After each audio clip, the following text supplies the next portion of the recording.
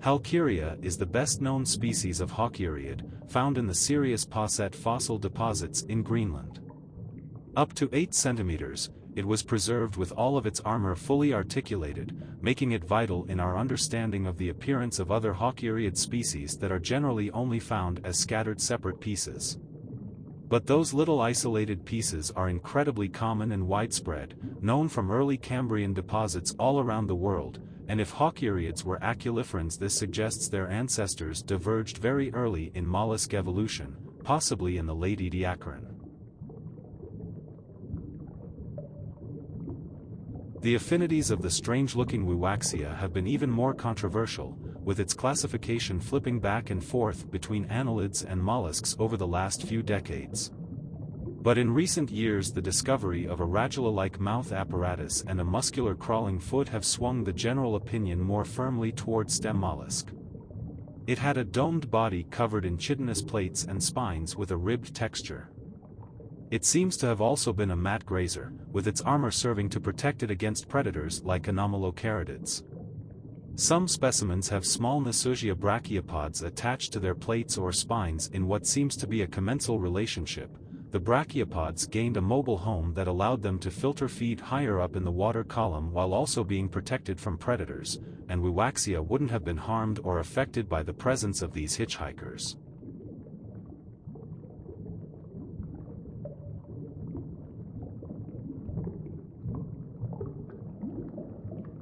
Orthroxanklus, from the mid-Cambrian of China. Only about 2 centimeters long, this tiny creature was covered in both long spines and extensive armor, with tile-like scales on its back, overlapping dagger-shaped plates around its sides, and a small shell on its head. Although it would have been a member of the Lophotrochozoa, its exact evolutionary relationships are still uncertain. It might have been a transitional form between Wiwaxia and the Halkierids, or it could be closer related to the brachiopods.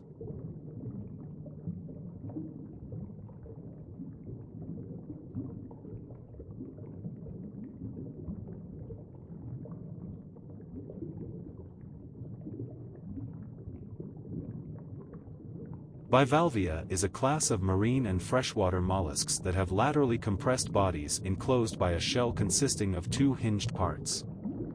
As a group, bivalves have no head and they lack some usual molluscan organs.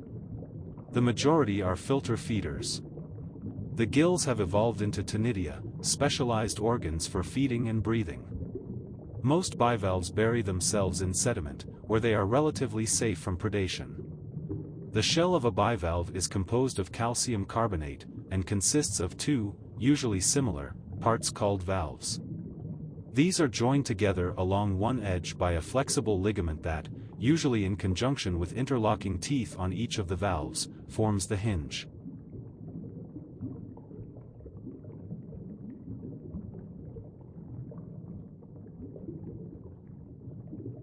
Rudists are a group of extinct box-tube or ring-shaped marine heterodont bivalves that arose during the late Jurassic and became so diverse during the Cretaceous that they were major reef-building organisms in the Tethys Ocean, until their complete extinction at the close of the Cretaceous.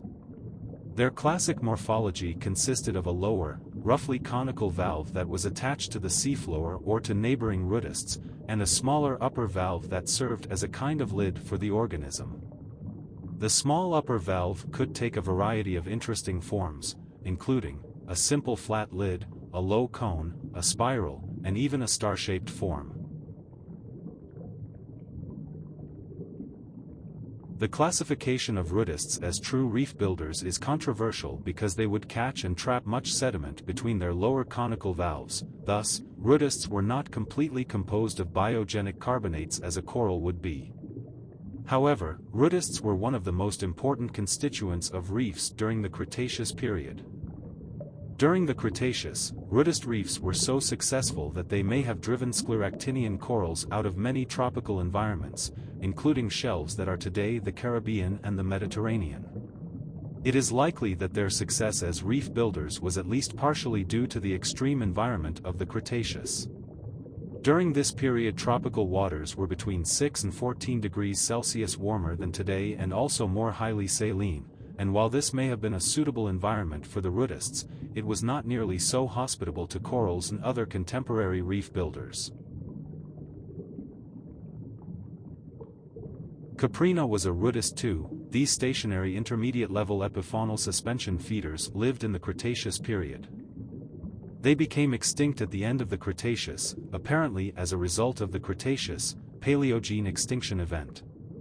It had been thought that this group began a decline about 2.5 million years earlier, which culminated in complete extinction 500,000 years before the end of the Cretaceous. Brachiopods are shelled marine organisms that superficially resemble bivalves in that they are of similar size and have a hinged shell in two parts. However, brachiopods evolved from a very different ancestral line, and the resemblance to bivalves only arose because they occupy similar ecological niches. The differences between the two groups are due to their separate ancestral origins. Different initial structures have been adapted to solve the same problems, a case of convergent evolution. In modern times, brachiopods are not as common as bivalves. For a long time, bivalves were thought to be better adapted to aquatic life than brachiopods were, outcompeting and relegating them to minor niches in later ages. These two taxa appeared in textbooks as an example of replacement by competition. Evidence given for this included the fact that bivalves needed less food to subsist because of their energetically efficient ligament muscle system for opening and closing valves. All this has been broadly disproven, though, rather, the prominence of modern bivalves over brachiopods seems due to chance disparities in their response to extinction events.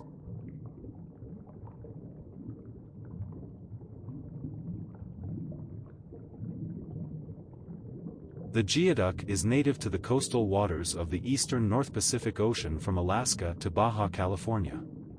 The shell of the clam ranges from 15 centimeters to over 20 centimeters in length, but the extremely long siphons make the clam itself much longer than this. The neck alone can be 1 meter in length. It is the largest burrowing clam in the world. It is also one of the longest living animals of any type, with a typical lifespan of 140 years. The oldest has been recorded at 179 years old. The precise longevity of geoducks can be determined from annual rings deposited in the shell, which can be assigned to calendar years of formation through cross-dating. These annual rings also serve as an archive of past marine variability. Geoduck farming grow-out and harvest practices are controversial, and have created conflicts with shoreline property owners, and concerns from non-governmental organizations. However, the Environmental Defense Fund has found that bivalves are beneficial to the marine environment. Razor shell is known for its elongated, rectangular shape, which presents a similarity to the straight razor, hence its name. They have a fragile shell, with open ends. The shell is smooth on the outside and whitish in color, with vertical and horizontal reddish-brown or purplish-brown markings separated by a diagonal line. Many intertidal populations of razor shell have declined as a result of overfishing. The species is in decline in many areas. Razor shells are very sensitive to minor perturbations in, for instance, salinity and temperature. They will emerge from their burrows if salt or brine is poured in.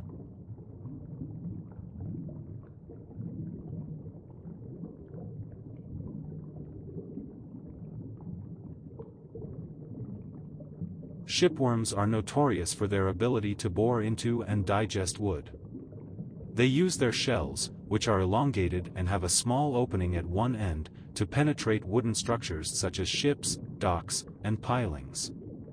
They have specialized bacteria living in their gills that help them digest cellulose, the main component of wood, which they cannot digest on their own.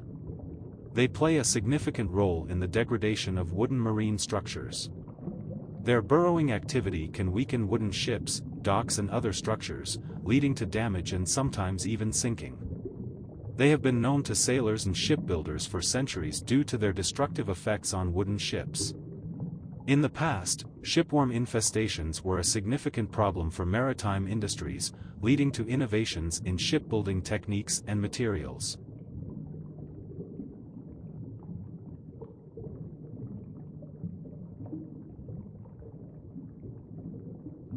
Giant clams are the largest living bivalve mollusks.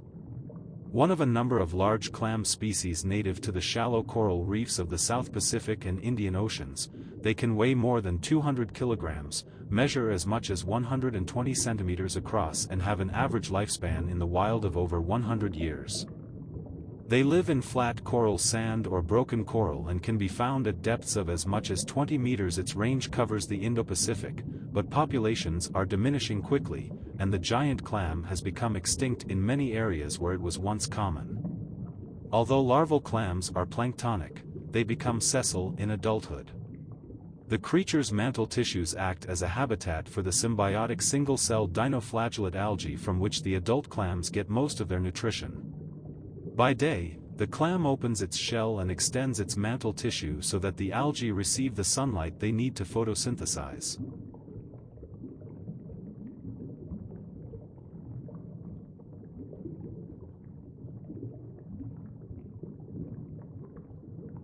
Surf clams can take as little as 3 months to reach maturity off the New Jersey coast, or as long as 4 years of Nova Scotia, and can reach an age of 35 years. Their shells show growth rings and can demonstrate changes in the environment of the individual. The shells are formed by calcification, as the clam deposits calcium carbonate into the shell via either diet or metabolism. Pausing of growth due to internal or external factors appear marked by dark lines of growth on the shell. Younger clams have a faster growth rate than older clams.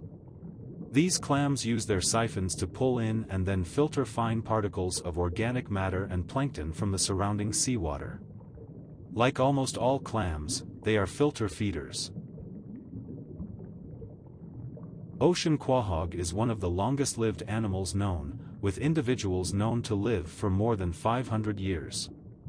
It typically grows to a size of about 5 to 8 centimeters in length, although larger specimens have been recorded. As filter feeders, ocean quahogs draw in water through a siphon and filter out plankton, bacteria, and other organic particles from the water using their gills. They are important components of marine ecosystems, playing a role in filtering water and recycling nutrients. The growth rings in their shells can provide valuable information about past environmental conditions, including water temperature, food availability, and pollution levels. Giant white clam was found near thermal vents in the deep sea floor where it was part of a rich benthic community. There were considerable numbers of empty shells and a few live individuals in the small area studied. The clams were lodged in crevices among a large number of mussels, and some large gallet-hayed crabs were observed walking over the bed of bivalves. Shrimps and octopuses were also observed in the vicinity. It is assumed to burrow, and it is thought the divided foot may be specially adapted for insertion into cracks in hard substrates or among mussels. The animal can move around on the sea floor with its muscular foot and usually takes up a vertical position rather than lying flat.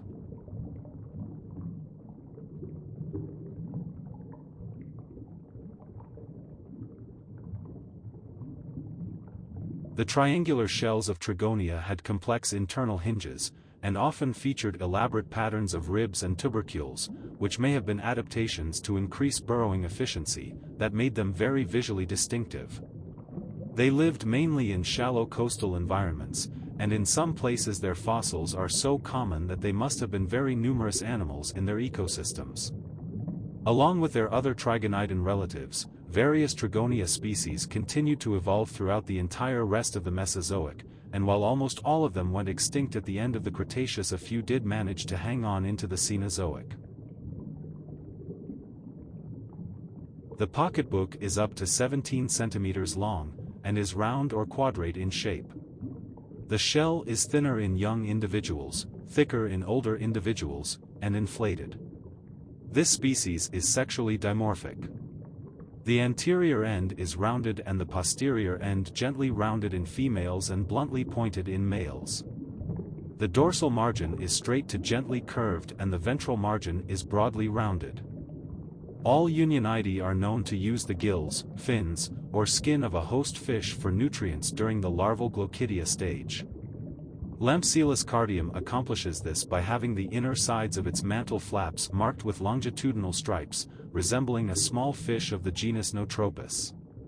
When these are attacked and ruptured by a striking predator fish, especially Micropterus cussi, the mussel larva is released into the gills of the host fish where it feeds and develops.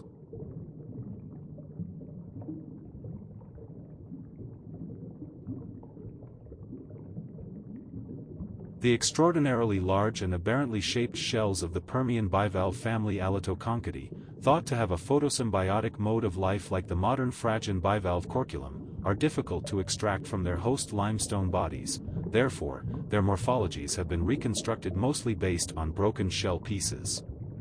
The Alatoconchid Shikimaya akasachensis, the type species of the genus from the Middle Permian Akasaka limestone of central Japan, was described based on only 3 fragmentary specimens. Its shell characters were later reassessed from specimens from the Neo area. Because of the fragmentary nature of the type species, this species is difficult to diagnose and cannot be compared taxonomically to the specimens from the Neo area or other known species. While scallops are bivalve mollusks and do not have the ability to move quickly, great scallop is capable of limited locomotion. It can use its powerful adductor muscles to clap its shells together, expelling water and propelling itself in short bursts. This movement is used for escaping predators or relocating to more favorable habitats. They have a series of simple eyes located along the edge of their mantle, which is the soft tissue that extends beyond their shell. These eyes can detect changes in light and movement and allow the scallop to react to potential threats or predators. In addition to camouflage, great scallops have other defense mechanisms to protect themselves from predators. When threatened, they can quickly snap their shells shut, trapping water inside and creating a strong barrier against predators. Some scallops also have the ability to produce a short-lived bioluminescent glow, which may startle or deter predators. While not as long-lived as species like the ocean quahog, greater scallop can still have relatively long lifespans, often reaching several years or more in the wild.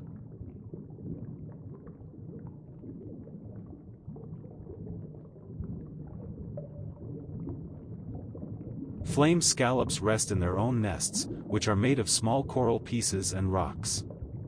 Flame scallops are herbivorous, eating only phytoplankton. During the consumption process, flame scallops sift and sort through the phytoplankton with their palps to determine what is appropriate for ingestion. Research by graduate student Lindsay Doherty showed that the apparent flashing light display of this clam is not a bioluminescence phenomenon, but is instead coming from reflection of the ambient light. A staff member of the Lembah Resort in Indonesia wrote, "The clams have a highly reflective tissue on the very outer edge of their mantle that is exposed and then hidden very quickly, so the change back and forth from the white reflective tissue to the red tissue creates the appearance of flashing."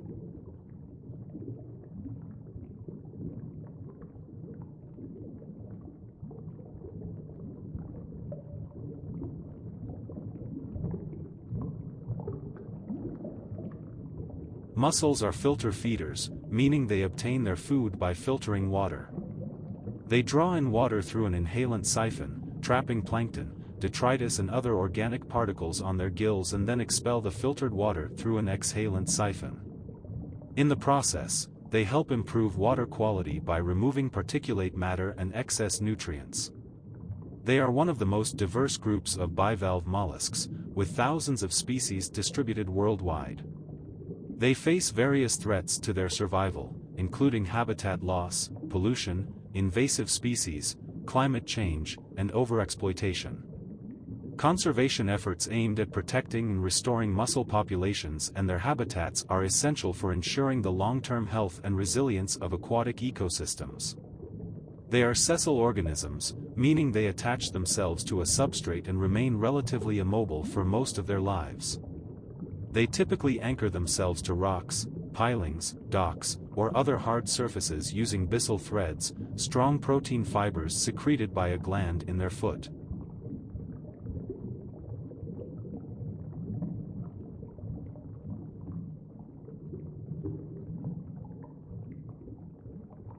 Graphia was an oyster that lived during the early Jurassic, in the warm shallow seas that covered what is now Europe and eastern Greenland. Around 6 centimeters long, its left valve was thick and strongly convex and curled, while the right valve was relatively thin and slightly concave, forming a lid. The gnarled curled claw-like shape of Graphia fossils led to them being colloquially known as devil's toenails in some of the regions where they're commonly found, with folk beliefs that they had the power to prevent joint pain. Their shape was actually an adaptation to living on very soft seafloor sediments. The larger curled valve acted sort of like a boat on the soupy mud, supporting the Graphia's weight and preventing it from sinking. Oysters breathe primarily via gills. In addition to their gills, oysters can exchange gases across their mantles, which are lined with many small, thin-walled blood vessels. A small, 3-chambered heart, lying under the adductor muscle, pumps colorless blood to all parts of the body. At the same time, 2 kidneys, located on the underside of the muscle, remove waste products from the blood. Their nervous system includes 2 pairs of nerve cords and 3 pairs of ganglia. There is no evidence that oysters have a brain. Oysters filter large amounts of water to feed and breathe, but they are not permanently open. They regularly shut their valves to enter a resting state, even when they are permanently submersed. Their behavior follows very strict circadial and circadian rhythms according to the relative moon and sun positions. During neap tides, they exhibit much longer closing periods than during the spring tide.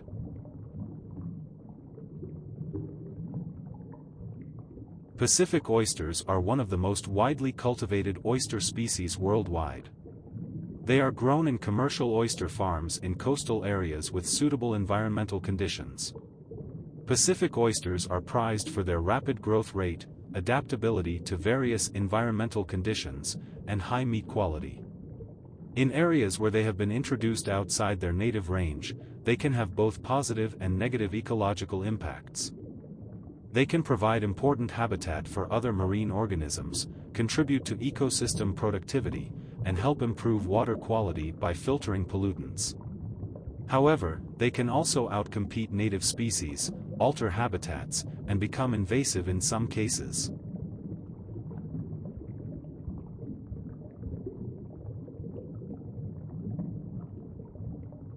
Culindroplax had a worm-like body covered in spicules, which suggests it was a member of the Aplacophoran mollusks, but it also had a row of 7 larger shells along its back resembling those of chitons. Modern aplacophorans are all shell-less and were traditionally thought to be a very early branch of the mollusk's lineage that retained a primitive ancestral body plan. More recently, however, a combination of genetic evidence and fossil discoveries of animals like Culindroplax have revealed that they're actually close relatives of the chitons and instead lost their shells much more recently during the course of their evolution. Caudofoveates live by burrowing through soft sediment, and feed by lying vertically in the sediment with just the mouthparts exposed and taking in passing organic detritus. During sexual reproduction, the female produces eggs which are fertilized and brooded, and then the larvae swim freely. They are deposit feeders, or more selective detritivores or predators of foraminifera.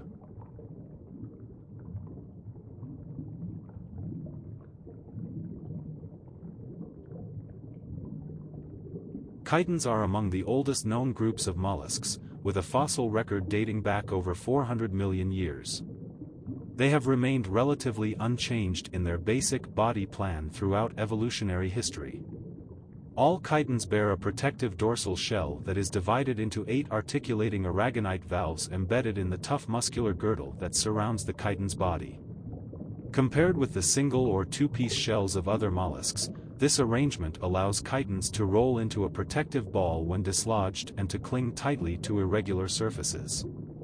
In some species the valves are reduced or covered by the girdle tissue. When threatened by predators, chitons can curl up tightly, protecting their vulnerable undersides with their hard shells. Some species can also release a sticky mucus from glands in their girdle, making them difficult to dislodge from the substrate.